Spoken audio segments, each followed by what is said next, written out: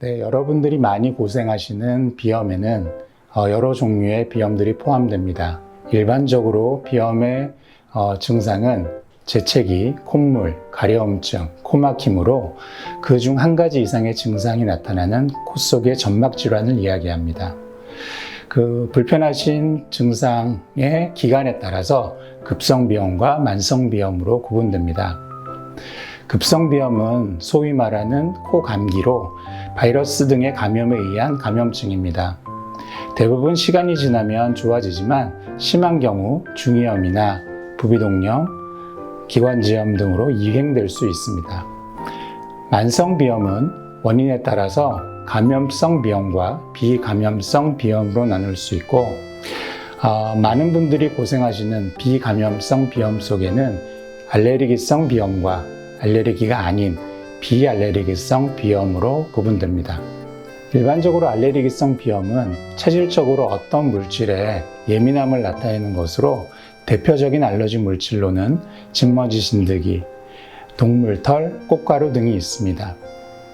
그리고 비알레르기성 비염에는 비특이적인 자극에 코가 예민하게 반응하는 혈관 운동성 비염, 점막의 비후로 인해 코막힘이 유발되는 비후성 비염, 그리고 장기간 코 막힘을 뚫는 스프레이를 사용한 경우에 발생하는 약물성 비염, 그리고 코 속 점막이 기능이 퇴화하는 위축성 비염 등으로 나뉘어집니다.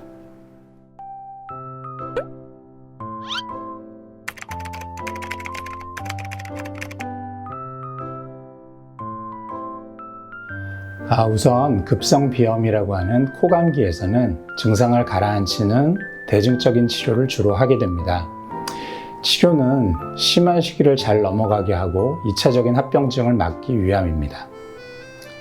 만성 감염성 비염인 경우 대부분 세균에 의한 증상인 경우를 말하고 항생제 치료를 포함한 적극적인 치료를 하게 됩니다. 특히 구조적인 문제를 갖고 있는 경우에는 수술 쪽 치료를 같이 하게 됩니다.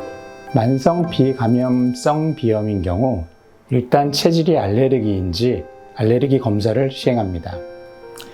알레르기 검사에 양성을 보이는 경우 본인의 알레르기 물질에 노출되지 않게 하기 위한 환경 개선을 우선적으로 교육합니다. 그리고 여러 가지 증상의 심한 정도에 따라서 약물 치료를 시행합니다. 약물로는 재채기 콧물을 가라앉히기 위한 항히스타민제, 코 막힘을 해결하기 위한 경구용 혈관 수축제, 알레르기 반응을 미연에 방지하는 항루코트린제, 그리고 코의 점막을 안정화시키는 비강내 스테로이드제, 콧물을 가라앉힐 수 있는 항콜린성 스프레이 등 여러 약물들이 사용됩니다.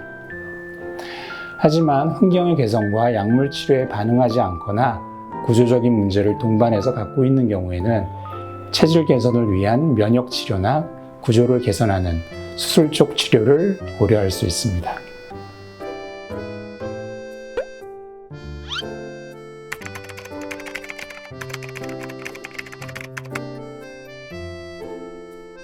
알레르기 비염의 경우 1차적으로 가장 중요한 것은 원인 물질에 노출되지 않는 것입니다. 대표적인 알레르기 물질인 진먼지 진드기에 대한 관리가 우선시됩니다. 진먼지 진드기는 침구류에 서식하는 아주 작은 벌레이며 습하고 따뜻한 조건을 좋아하고 사람이나 동물의 피부에서 떨어져 나온 각질 조각을 먹고 삽니다.